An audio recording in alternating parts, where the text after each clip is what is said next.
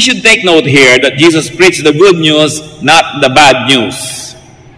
Hindi katulad ng nakakagawian ng marami ng mga anak ng Diyos na lagi ang uumpisahan ay kontrobersiya, skandalo, yung nakakapagpaaway, mga divisive issues. But the Lord preached the good news.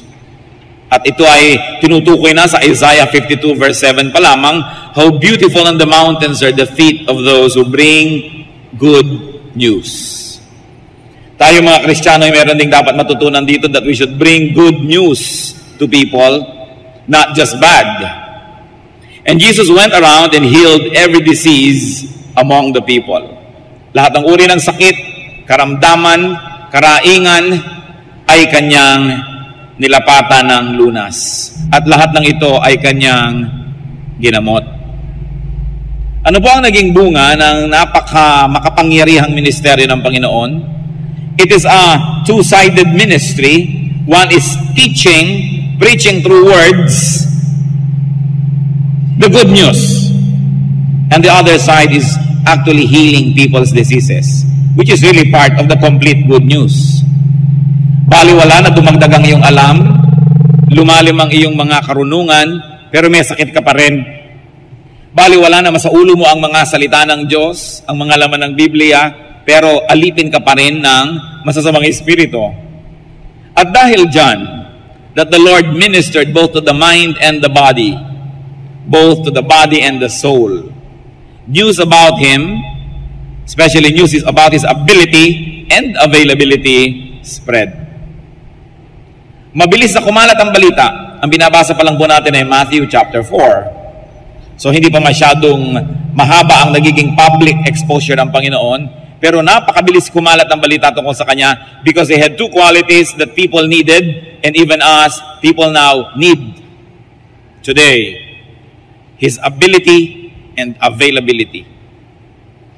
Kaya niyang magpagaling at gusto niyang magpagaling at naroon siya at nagpapagaling. Kaya niyang magpalayas ng masasamang espiritu sa mga inaalihan nito at gusto niya magpalayas at naroon siya at nagpapalayas nga ng masasamang espiritu. So what happened? People were brought to Him.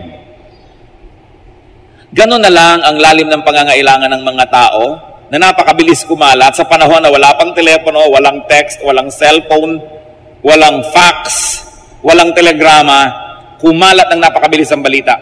Sapagkat ang mga tao ay uhaw na uhaw sa ganitong uri ng pag-ibig.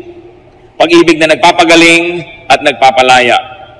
But we must never forget that His initiative to connect with the people was only reciprocated by the people. Dahil inuna niya at siya ang naunang lumapit sa mga tao at nagpagaling at nagturo, nangyari ngayon na kumalat ang balita, ang ibang mga tao ngayon ay sila na ang lumalapit sa Panginoon. Dahil nauna na lumapit ay ang Panginoon. And what were the added types of burdens here and difficulties and illnesses? Severe pain. Isa po sa aking, malapit sa aking puso na ministry is to manage pain.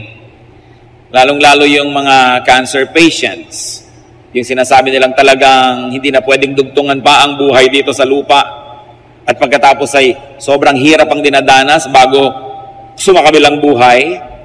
Ito po isang ministry na gustong-gusto kong magawa natin ng paraan to be able to manage pain of people that if their physical death cannot be avoided and cannot be delayed, at least to minimize their pain. At kung kayo po ay nagkaroon na ng mga kamag-anak mahal sa buhay na nakaranas ng ganitong uri ng mga kasakitan, alam niyo ang ibig kong sabihin. People with severe pain were brought to the Lord and the Lord healed them. You have no control over severe pain.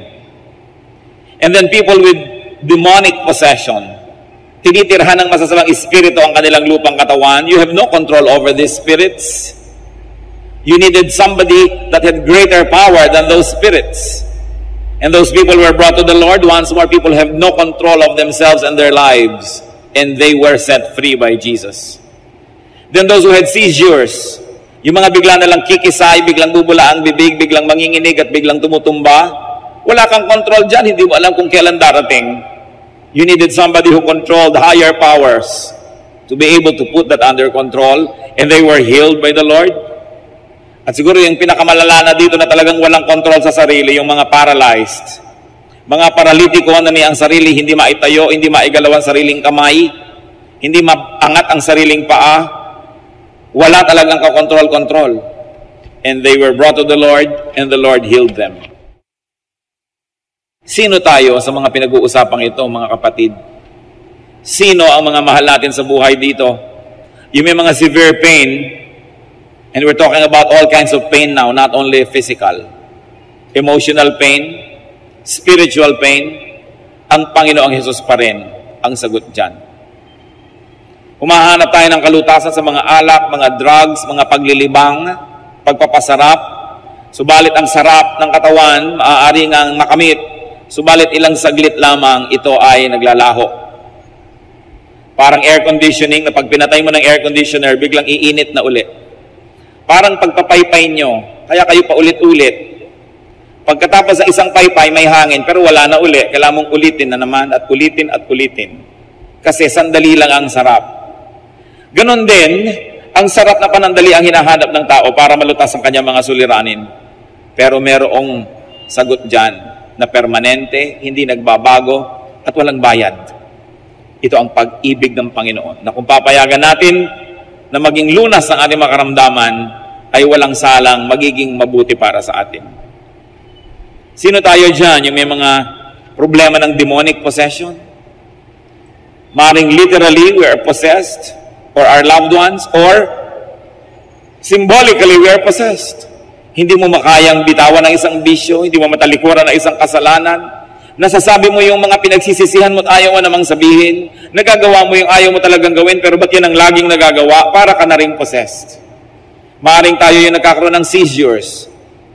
90% of the time, you are in control of yourself, pero bigla-biglang dumarating yung mga panahon na wala kang kakontrol-kontrol.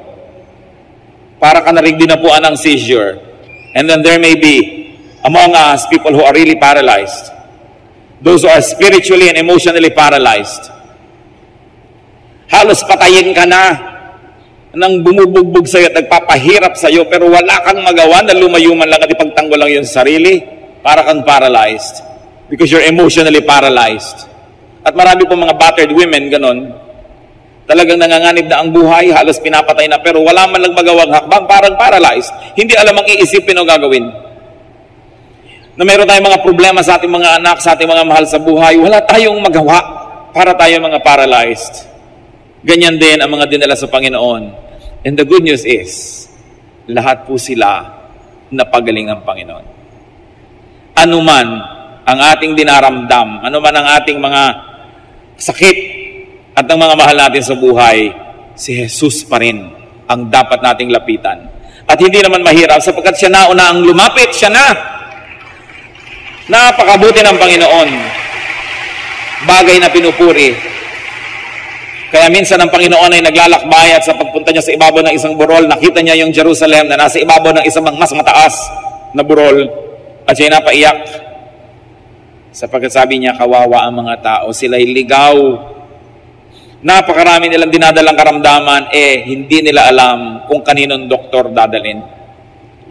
Nakita niyo po sa ating bayan, narong sumikat ang isang nagdodoktor-doktoran na napapababa niya yung araw.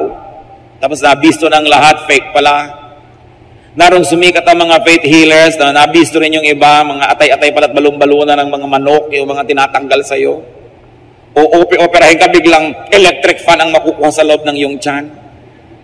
At maraming naniniwala sapagkat mga desperado. Kung sinong umusong doktor doon, punta doon. O nauso ang ganitong gamot, o nauso ang ganong herb, kahit na lang saan ang tao. Sapagkat lahat ng tao ay may karamdaman. Lahat ng tao ay may kinatatakutang mga sakit. Pero si Jesus ang sagot.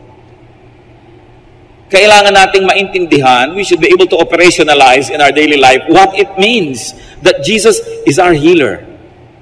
That Jesus is the answer to all our needs. Na kung meron tayong problemang financial, paano mangyayari na si Jesus pa rin ang solusyon? Kasi iba sasabihin nila, ang taong nagigipit sa patali may kakapit. So gagawa ng mga ibang paraan para malutas ang problema. Definitely mga paraan na hindi maka-Diyos. Definitely mga paraan na hindi turo ng Diyos. So anong nangyayari? Sinasabi natin, hindi solusyon si Jesus sa problema kung ito. Kailangan si Satanas ang solusyon dito. Kailangan gumawa ako ng mali para masolve to. Kasi kung tama lang, hindi pwede. Kailan natin lubos na mauunawaan ang ibig sabihin that Jesus is the answer to all our needs. And the sooner we realize that and operationalize that and make that happen in our lives, the sooner we're going to enjoy the kingdom of heaven. Whatever it means, whatever among its many meanings may be relevant to you. So we should take note that the Lord's patience were bothered or controlled by forces beyond their power. Tulad din ang marami sa atin ngayon. They needed power beyond that of their tormentor. Kailangan higit sa nagpapahirap sa kanila ang kapangyarihan ng lulutas. Philippians 2:9-10, God gave Him, meaning the Lord Jesus Christ, the name that is above every name, that at the name of Jesus every knee should bow in heaven and on earth and under the earth. Salamat, pati ang mga tuhod ng mga masasamang espiritu luluhod sa pangalan ng Panginoong Jesus. That this is a name that is above all names. That the name Jesus is above the name headache. That it is above the name cancer. That it is above the name illnesses, sickness. It is above gallstones. It is above insanity. It is above loneliness, depression. That the name of Jesus is the name above every name. Salamat ganon. Ngayon, pinakikinabangan ba natin yung katotohanan na yun? That the name of Jesus is above the name of poverty. It is above the name of hunger. It is above the name of corruption. It is above the name of sin, temptation. At kung, mga kapatid, ano man yung name ng taong umaalipin sa inyo, at buong giliw naman kayo nagpapaalipin, the name of Jesus is above that name. The name of Jesus above the name of inferiority complex. The name of Jesus is above the name of shyness. It is above the name of pain or sorrow or bitterness. It is above the name of the past. If your past was ugly and scarred, the name of Jesus is above that name. Napakalalim. Napakalalim. Ang lagi kong ipinapanalangin, Panginoon, bigyan niyo po kami ng kakayahang kuskus man lang ni konti ang ibabaw ng inyong salita. Sapagkat kuminsan nandun lang tayo at hindi nakakapasok sa lalim nito, kaya nababaliwala ang dapat sana'y napakaraming kapangyarihan na available sa mga anak ng Diyos. Mga Kristiyanong may mga takot sa dilim, mga takot sa multo, sa mga kaluluwa at kung ano-ano pa. 1 John 4:4, the one who is in you is greater than the one who is in the world. Bakit ka matatakot kung ang pangalan ng iyong Panginoon ay mas mataas sa anumang pangalan? At ang ranggo niya ay mas mataas sa anuman. Namnamin natin ito mga anak ng Diyos at ipamuhay. And definitely, you will realize that Jesus loves you. Ginawa ng Panginoong itaas ang kanyang pangalan at na-maintain niya yun. Salamat. Sapagkat kung siya ay nagkasala nung siya ay nabuhay sa lupa, kung siya ay nagpakahina, bumigay, hindi na niya makiklaim that His name is above every name. Mawawalan tayo ng kampyon, mawawalan tayo ng tagapagtanggol, mawawalan tayo ng tatakbuhan, alang-alang sa atin, talagang pinaghirapan ng Panginoon na malampasan ang lahat ng pagsubok. Kaya dapat tayong laging nagpapasalamat sa Kanya. At kung humaharap sa pagsubok, alalahanin kung sino siya, na siya'y tagumpay, walang dahilan para matalo ang kanyang mga anak. Natatalo dahil nagpapatalo o nadadaya, nauunahan ng takot. Anong dahilan? Sapagkat mahal tayo ng Diyos, kaya niya ginagawa yon. At yon ay naramdaman ng marami. So Jesus was followed by people. Walang gimmick. Hindi niya sinasabing, tuwing linggo, alas 3 ng hapon, magpapagaling ako, dalhin lahat ng may sakit. Hindi niya kailangan gawin yon. Hindi siya nangangako ng kung ano-ano. Walang mga devices to attract people. The attraction of Jesus was the power of His words. The words that appealed to the mind and the words that quenched the longings of the spirit. And He was followed by people from Galilee, from everywhere. Inisa-isa po yan sa Biblia at hindi maliit na bagay na inisa-isa. Ang mga sumunod sa Kanya from Galilee, from the Decapolis, from Jerusalem and Judea, and from the regions across the Jordan. In other words, lahat ng mga lugar, may mga kinatawan na sumusunod sa Kanya. Jews and Gentiles alike, the young and old, men and women, the wise and the not so wise, the learned and the not so learned, the rich and the poor, follow the Lord. Ano pong mga challenges ng katotohanan na yan, mga kapatid? That the lovable Jesus did the first move. He did the first move to be with people, to teach, and to heal. John 1:14, the Word became flesh and made His dwelling among us.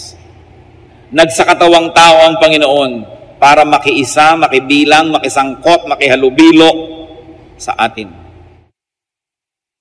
Sapagkat di natin kaya, ang Panginoon, siya na ang lumapit. And already able, because He is the Son of God, He made Himself available. And because the Christian must be like Christ, Christian, you must be able. Siyempre may ability tayo. Hindi naman napupunta sa isang tao ang lahat ng abilidad, lahat ng kakayanan. But every person is gifted by the Holy Spirit to have an ability. May ability kang mang-encourage, may ability yung isa mang-rebuke, may ability yung isa na tumulong, may ability yung isa na manalangin, may ability na umawit, kung ano-ano. But you should not stop at being able. You should be available. Just like Jesus. You must be available. Hindi mo pwedeng ipagkait ang abilidad na ibinigay sa iyo ng Diyos, lalong-lalo sa Kanyang iglesia, lalong-lalo sa church, which is His body, of which the head is Jesus. If you are not present, if you do not surrender your ability to the body, you are cheating all of us.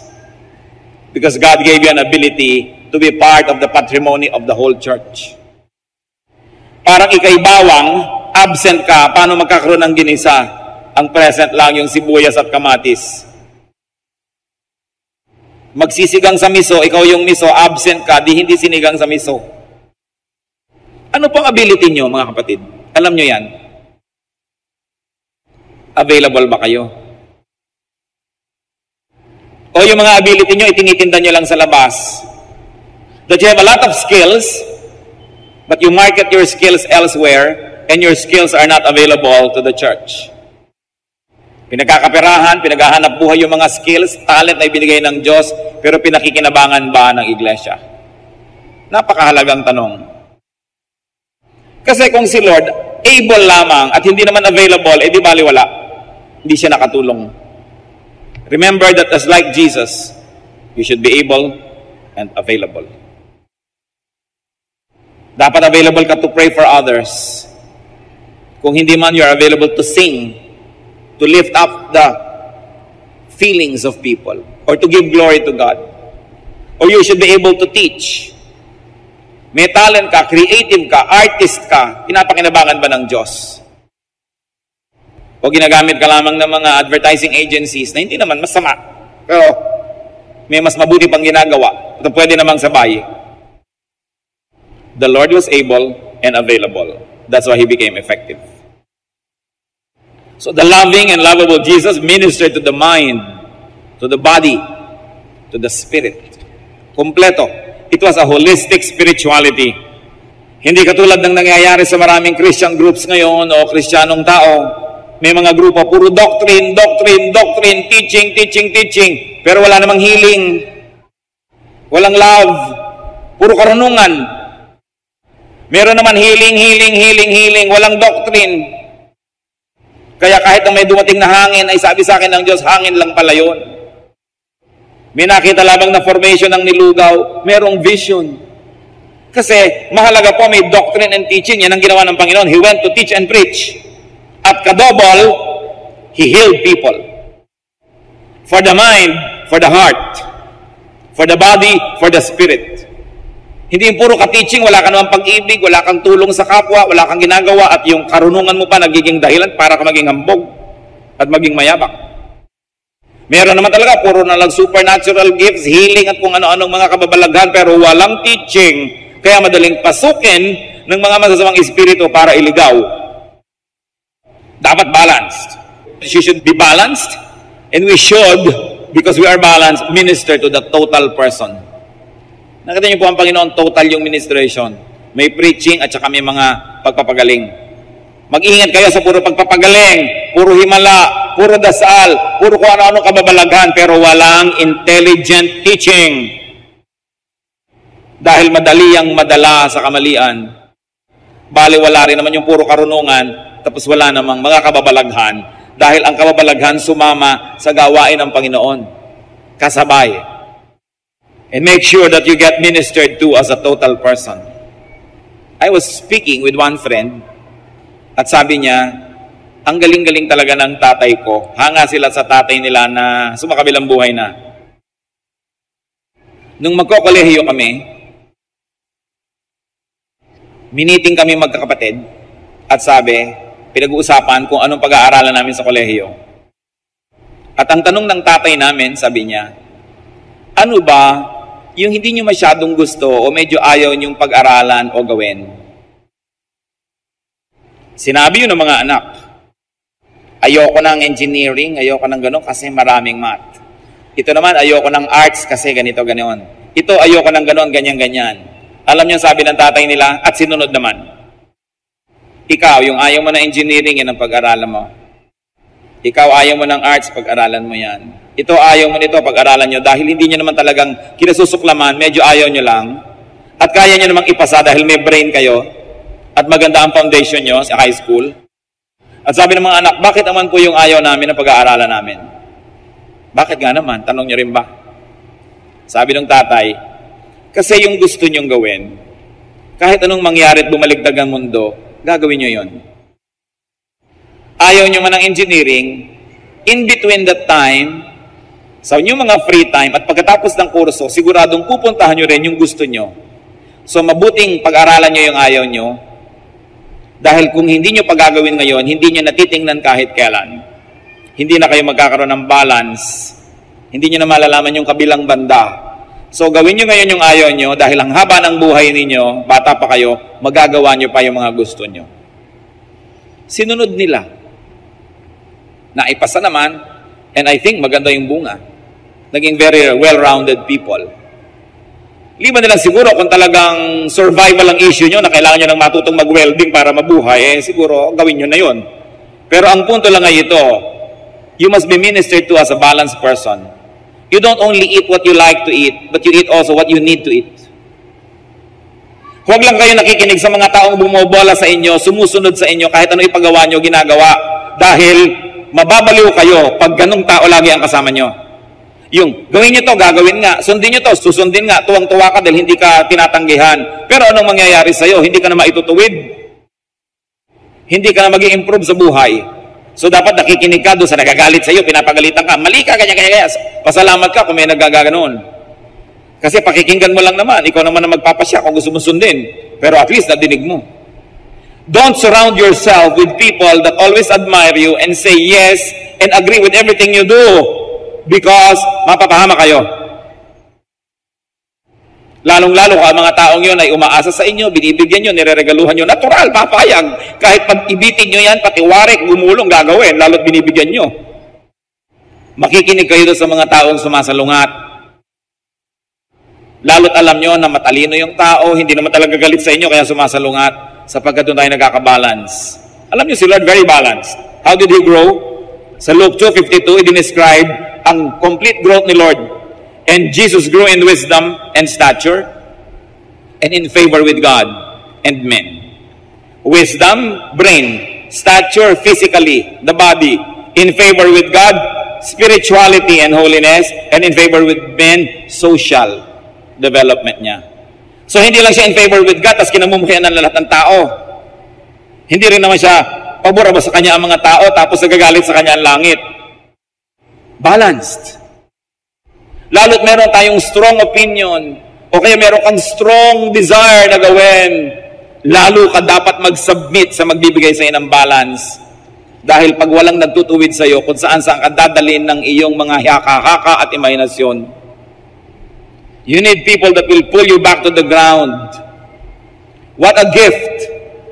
If there's one or two intelligent people who can tell you what you did was foolish, and you say, thank you. You are using your intelligence to correct me. Huwag natin gagayahin po yung mga hangal na nagagalit pag sila'y itinutuwid. Magpapasalamat ka sa kumakalo sa iyo pag sobra ka na. Huwag kang magagalit. Because you will be destroyed when intelligent people do not care about you and do not want to stop you. Napakalaking pagpapala na may nagbibigay ng balanse. At yan ay binigay ng Panginoon. The people were spiritually hungry, He fed them. The people were weak, He strengthened them. Balance. And you know, even now, people are harassed and burdened with pain. They are captured and imprisoned, sometimes fully controlled by evil forces, turning them into paralyzed beings. Anong relevance ni Jesus? The ministry of Jesus was to declare the truth and to set people free. Remember this. The true declaration of truth sets free. John 14:6, Jesus answered, I am the truth. And in John 8:32, you will know the truth, and the truth will set you free. Free tayo dapat sa mga umaalipin at pumipigil sa atin. Dapat ay malaya tayo mula sa mga ganyang mga sakit, lalong-lalo na emotional and spiritual illnesses. Kung minsan ay banal ka mat maka-Diyos, hindi maiwasang may sakit ang iyong katawan because we are living in this imperfect world and we probably are responsible for many of our own illnesses. But the point is, the Lord promises to give us a clean slate in a spiritual way. Yung physical, hindi laging kasama. Hindi ko maka-Diyos ka pag hihimalaan ka physically. Pero ang alam ko, nakita natin yan, pag maka-Diyos ka, ang himala na emotional and spiritual, laging available.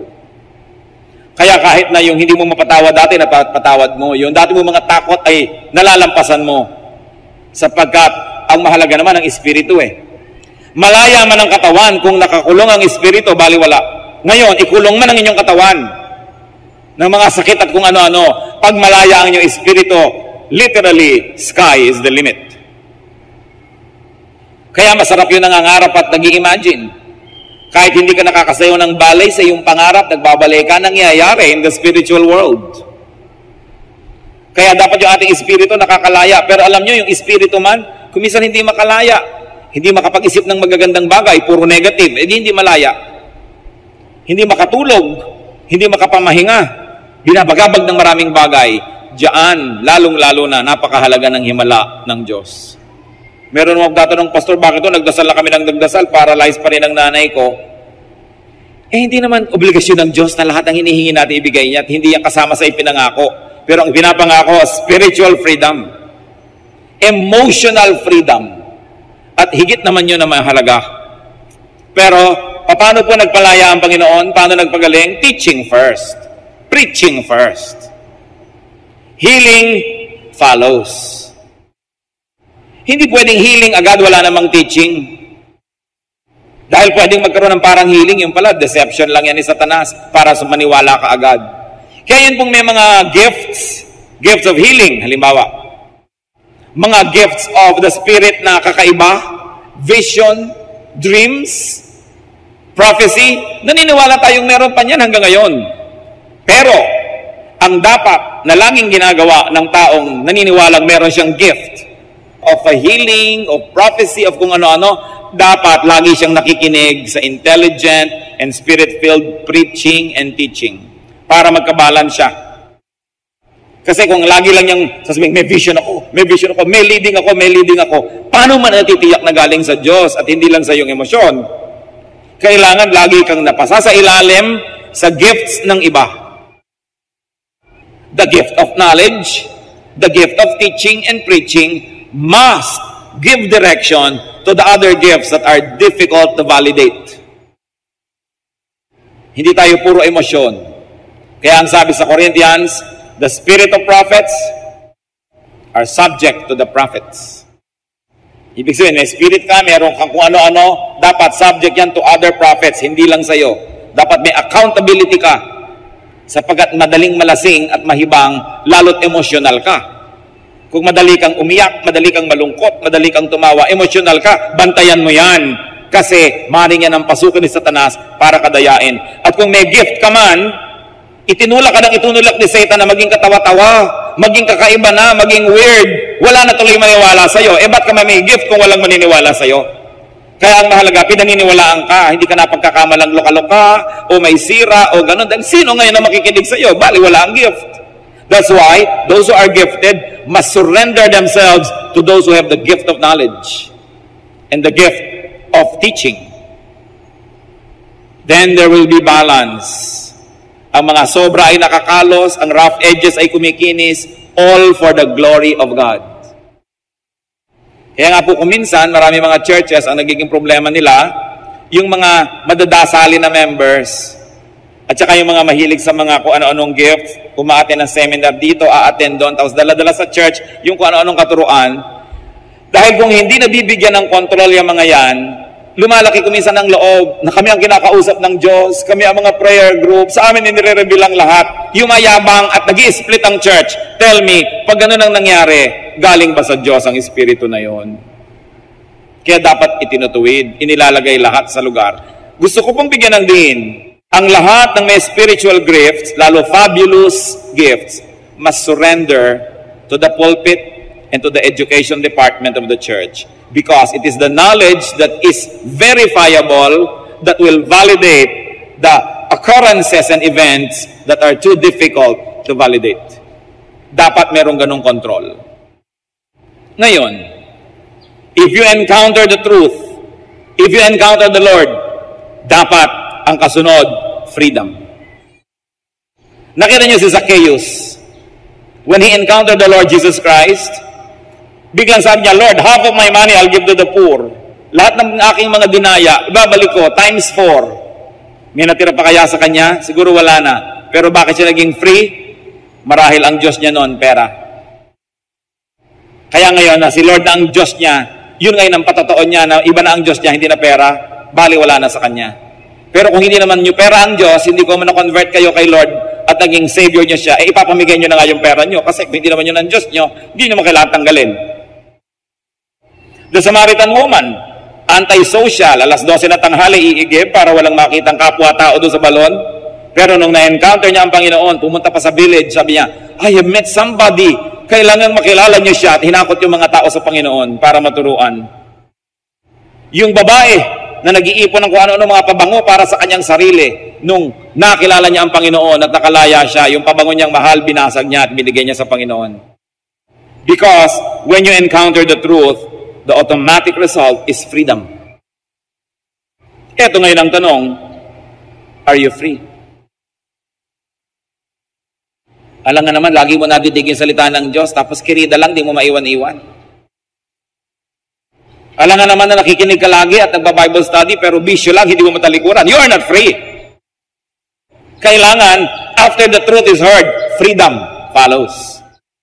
So kailangan tanggapin ng buong-buo yung truth, submit to the truth, so that you will be free. Galatians 5:1, it is for freedom that Christ has set us free. Teaching without healing is only half the work and pointless. Talagang yung tunay na teaching, powerful and truthful, must set people free. At pag kayo po napapalaya ng inyong nadidinig, sigurado, susundan-sundan nyo kung kanino nyo man yun nadidinig. Dahil napapalaya kayo, kayo nakakaalam ng tumatalab ang salita ng Diyos. At ganyan ang ginawa ng mga tao sa Panginoon. Sinundan-sundan siya kahit siya magpunta. Kasi nakakalaya sila pag nagbubukas siya ng bibig at nagtuturo. At hindi lang yon, gumagaling sila physically, which of course is the most dramatic but the least significant of all healings. Yung physical healing, yung nakahigang tumayo, yung tulay na naglakad, dramatic yan. Pero mababaw yan, mga kapatid. Mas malalim yung hindi physical ang healing, kundi emotional. Spiritual. Yung dating hindi niya makita ang katotohanan, nakita na. Yung dating hindi magkalakas ng loob na gawin na mabuti, ngayon ginawa na. Yun ang mas malaking himala. Kaya lang ang mga tao, mabababaw. Ang pinaka gusto natin laging nakikita, yung pangkatawan, yung pang-physical. Kaya iba tuloy, yun ang mga gimmick nila at mga trick para maraming makinig. Yung mga healing in front of the TV, makakapagsalita na, hindi mo naman malaman kung artista ba yun o inilagay doon. You know, kailangan i-emphasize yun because most of the people are always longing for physical manifestations. Kaya dinadaya tayo ng mga espiritu, lagi may mga physical, dyan dahil ang hilig ng tao. Nawa, sa maiksing buhay natin, gumradyo tayo lahat sa spiritual level na masasabi nating, Lord, may sakit ang binti ko, pagalingin niyo po. Pero kahit hindi niyo pagalingin ito at masakit pa rin, maniniwala pa rin ako sa inyo. Dahil marami kayong pinapagaling sa akin na iba, na spiritual, na hindi nakikita ng tao, hindi madaling bilangin o sukatin, pero sa akin mas mahalaga yun. Na hindi po natin laging ina-equate yung ating spirituality at yung pag-ibig ng Diyos sa nakikita ng mata. Sabi, Lord, may sakit ang nanay ko, awa-gawa na ako, pagalingin niyo po, pero kahit di niyo pagalingin, naniniwala ako sa inyo. Dahil alam kong maraming paraan ng pagpapagaling ang ginagawa niyo sa amin, hindi lang ito.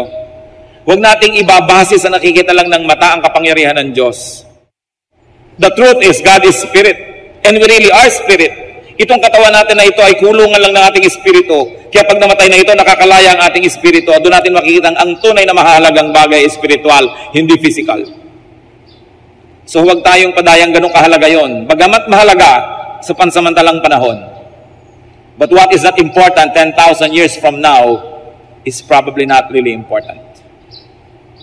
What is important is that which is eternal, that which is spiritual, that is beyond the eyes, the nose, the ears. Spiritual. Now, thank God because it doesn't change. God does not change. Hebrews 13:8, Jesus Christ is the same yesterday and today and forever. Sadly, people are still the same. Tulad ng sa binasa natin, needy of teaching, of good news, of healing, of freedom.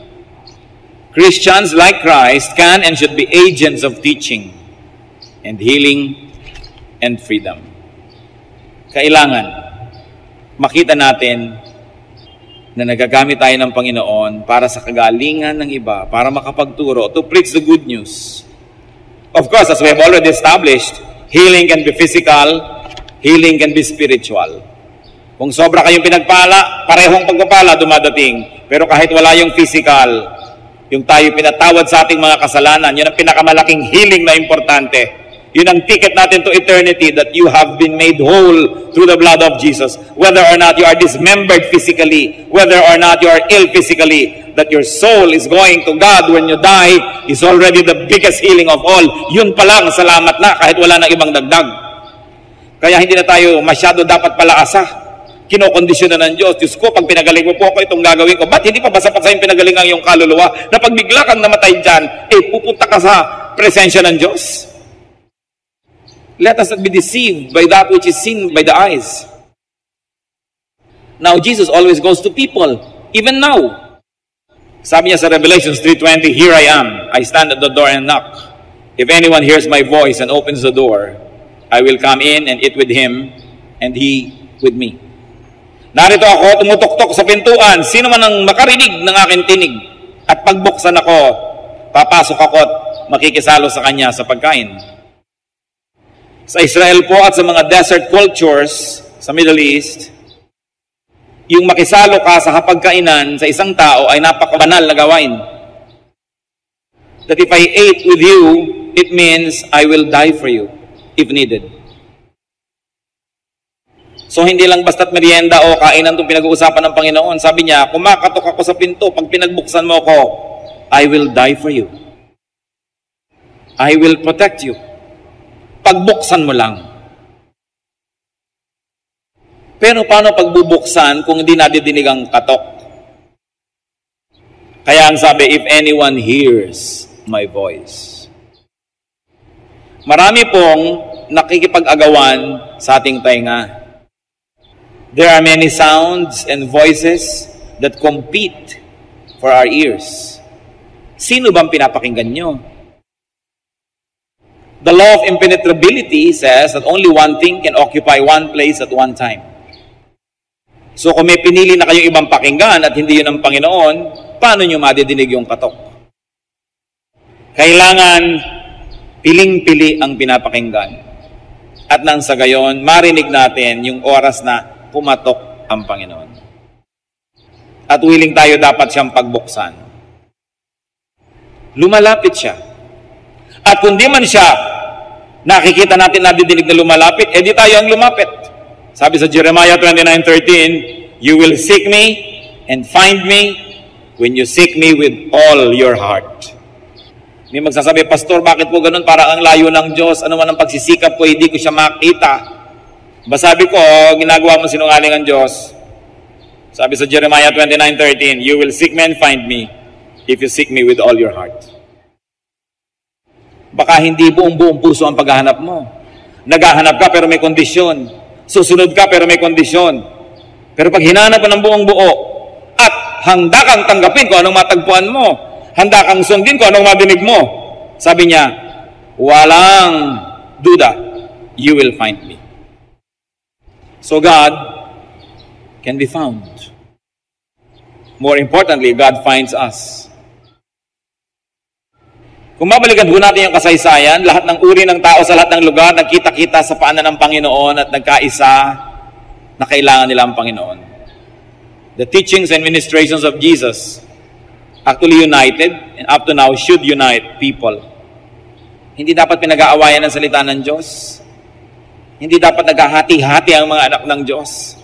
Nagkakahati-hati dahil sinusunod ang mga sariling luho, ang sariling kagustuhan, ang yabang, ang pride. But you see, when the Lord taught and when the Lord healed people, every type of person gathered around Him. Dapat hanggang ngayon ganun. Kung tayo po nakafocus sa salita at pagtuturo ng Diyos, at nakafocus tayo sa Kanyang healing ministration, no issue can divide us. Hindi dapat naghihiwa-hiwalay, hindi dapat nagkakanikan-nya. Pero nangyayari yon when we are no longer focused on the teachings of Jesus.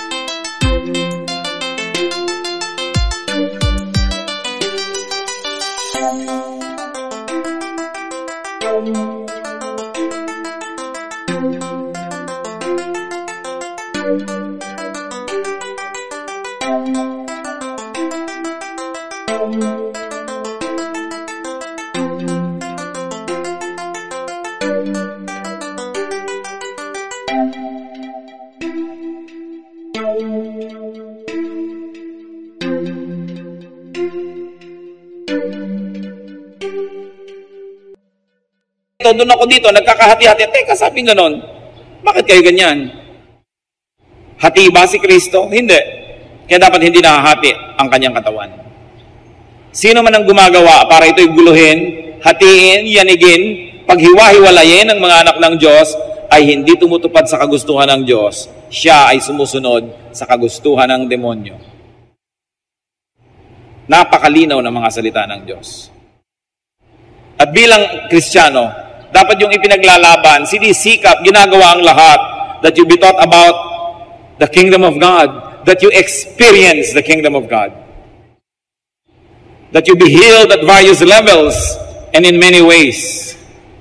So welcome Jesus into every room in your house, into every compartment of your heart. Go to Jesus and bring others to Him. If you are a faithful Christian servant, you will go to people. Kayo mismo. Hindi ko maisip na may mga tao na nakatanggap ng kaligtasan, nakakakilala kay Jesus, pero hindi dinadala yon sa kanyang mga kapwa-tao.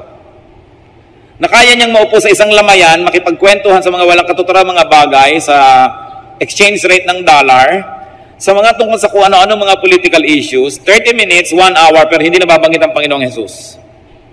Hindi dapat yun sa mga anak ng Diyos. Kahit saan tayo magpunta tulad ni Jesus, magturo. Yun ang ginawa niya, hitot. Because when you teach, there will be healing. Ngayon yung kailangan sa aming lumakad ka lumpo, gumising ka patay, hindi ganong healing. But when you teach, the emotion, the spirit will be ministered to. And there will be healing, mostly invisible. But you are a Christian, do what Christ did. Go and teach. Luke 10:1-2, the Lord appointed 72 others and sent them 2 by 2 ahead of him to every town and place where he was about to go. He told them, the harvest is plentiful, but the workers are few. Ask the Lord of the harvest, therefore, to send out workers into his harvest field. Mga kapatid, nung ako po'y nakakilala sa Panginoon, 1973, di pa uso yan. Konti lang may Bible. Pag dala-dala mo pa nga yung Bible mo, ano yan? Wala. Ano nga yan? Ano ba? Wala nga. Ano nga yan? Bible. Hindi mo maipagmapuri dahil baka kamapagkamalang may sira o kung ano, dahil dala-dala mo. Pero ngayon, hindi na ganon. Ngayon, mga kapatid, kahit saan ako magpunta, people are asking, Pastor, may day by day na po ba dito sa amin? Kailan kayo maglalagay dito? Lagi na lang sabi ko, kulang po tayo na manggagawa eh. Alam niyo po ang tingin ko ngayon, dahil siguro sa panalangin ng mga nauna na sa atin, nung mga Kristiyano, nung unang panahon pa, 1910, 1920, na halos talagang para kami ketong ang tingin ng mga tao dito pag nagba-Bible ka nun. Nung pamananalangin na sila, and throughout the generations, the Christians were always praying, andito na ngayon, the harvest is plentiful, but the workers are few. Kaya nga po kayo dyan, aking gustong lagi na lamang na bigyan ng hamon. Mag-Bible study naman kayo, mag-lead kayo. Kung hindi kayo marunong, hindi kayo sanay, we will train you. But do Bible studies in offices. Kung ayaw nyo sa office ng iba. I encourage businessmen and employees. You want to become pastors, we will train you to be doubly productive pastors. We will not ask you to resign. We're not going to ask you to leave your jobs or your businesses, but we'll train you to be pastors para dalawa ang ginagawa nyo. You're doubly productive. It's possible and it can be done. In fact, it's the only way to do Christian ministry now. Because when the workers are supporters of themselves, then the resources of the church doesn't get strained and more work is done. But I'm telling you this, work because the laborers are few. Huwag niyong ipagkait sa iglesia ng Diyos ang mga karunungan, training, and education na ibinigay sa inyo ng Panginoon. Kailangan natin pagtulong-tulungan ito. At kailangan natin inililigtas ang church sa mga divisive elements, sa mga aha, sa mga alakdan, sa mga makakamandag na mga ulupong, sa mga hudas. You've got to protect your church. Hindi nyo dapat pinapayagan yung mga divisive people, kwento-kwento, dal-dal-dal-dal. Dahil kung mga disente, they should talk openly. But sometimes, our decency is our weakness. Kahit po sa ating church, mga kapatid, pag may dinidisiplina tayo, kahit anong immoralidad ang ginagawa, hindi natin pinupulpito, hindi natin pinapahiya. Why? Because our goal is that they should be ministered to, counseled, restored, so they could be quietly brought back to the ministry. Pero ang nangyayari, yung mga dinidisiplina mo, sila ang nagpapublicity sa labas, inaapi sila, kinakawawa sila, blah, blah, blah, blah, blah, blah. And our silence sometimes works against us. But we choose to be decent nevertheless. If people choose to be evil, let them be evil. But this church chooses to be decent. Ang tatandaan nyo ito, ang church train ng workers, alam nyo yan. Marami tayong tinutustos, umi-import tayo ng maraming mga mahuhusay na teacher to train our workers. Encourage tayo ng encourage na magka-ministry ang mga tao. Anong kabaliwan kung meron kang manggagawa na matino, tatanggalin mo, matino pala.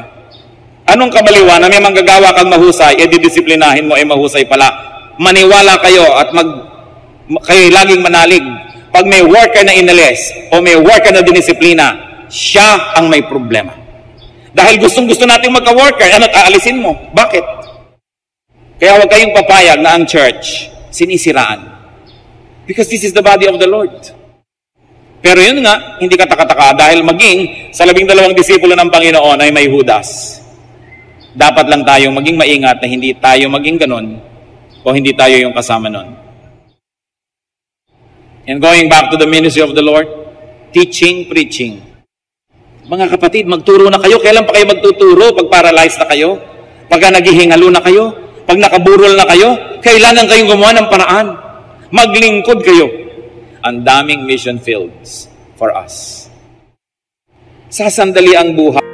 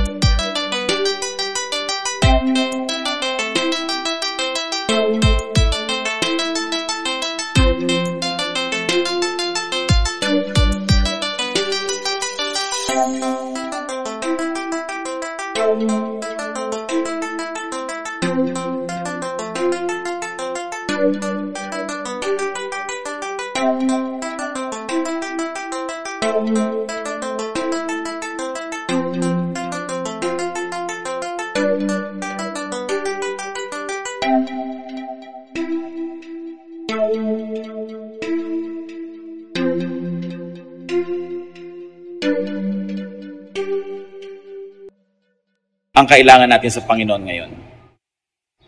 Diyos naming Ama, tulad ng mga tao doon na naghahabol kay Jesus, ganyan din kami ngayon. Sari-sari ang aming mga karamdaman. Physical, emotional, spiritual. Nananalig kami sa iyong salita. Nananalig kami sa iyong galing. Nananalig kami, Panginoon, sa iyong pag-ibig. Pagalingin niyo nga po kami. Pagaligin niyo po kami.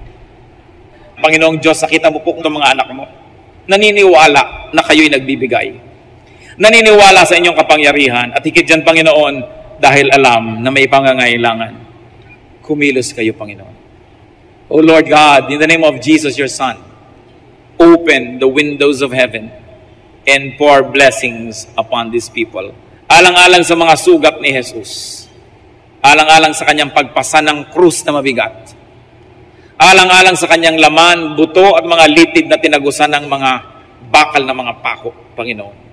Alang-alang sa dugong tumigis sa kanyang mga bahagi ng katawan at sa kanyang noo, Panginoon, sa koronang tinik na kanyang sinunong. Alang-alang sa kanyang kamatayan at pagkabuhay na muli. Panginoon, ngayon din, hinihiling ko, pagalingin yung mga anak niyong ito. Wala naman kami ibang lalapitan, kayo lang. Wala kaming nais kilalaning Diyos, kayo lang. Wala kaming matatakbuhan, kayo lang. In your name, O God, is the name above